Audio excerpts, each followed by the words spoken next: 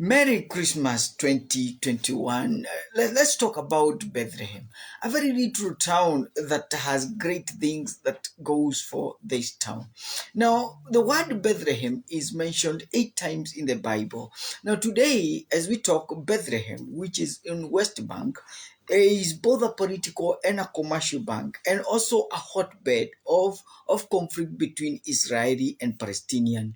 There is a lot of infighting around there. But again, it's also very important for us to say that Bethlehem is a very little town that today continues to attract a lot of tourists, more so in Christmas time. This town that has a small population of 32,000 people continue to attract a lot of tourists, especially this time. Did you know that again, the third thing is that Bethlehem is a sacred town, or a religious center for three denominations, for Islam, for Christianity, and for Judaism. No wonder this explains why there is a lot of infighting in this town. By the way, do you also know for the fact that Bethlehem is the home or tomb to Rachel, the beloved, the favorite wife of Jacob, whose was Abraham's grandson. And by the way, that makes it to be then the third holiest site after the temple of Mount in Jerusalem and the cave of patriarchs in Hebron. Now, this tomb of the biblical matriarch is sacred for Muslims as well as the Jews and the Muslims. Very interesting. Now, the word Bethlehem, the fifth thing we are talking about, actually means the house of provision or meat. And it was named after a Canaanite god of fertility. And it simply means that Bethlehem points that during Christmas there is provision, there is increase, there is abundance. And I take this opportunity to prophesy to you that this Christmas simply means provision for you, simply means abundance for you, because you have gone to Bethlehem. Number 6 is that this town is this very same town when David was anointed as king of Israel after Saul was rejected.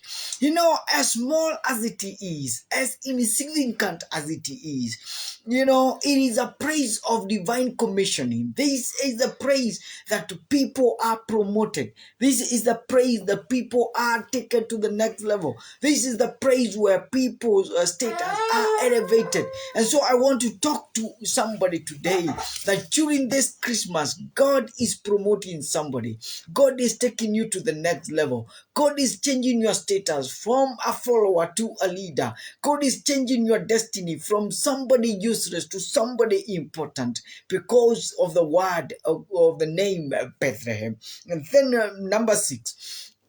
Of course, we know that Jesus Christ was born in Bethlehem, the King of Kings, the Lord of Lords, the Prince of Peace, the wonderful counselor. We learn that he was born in this city.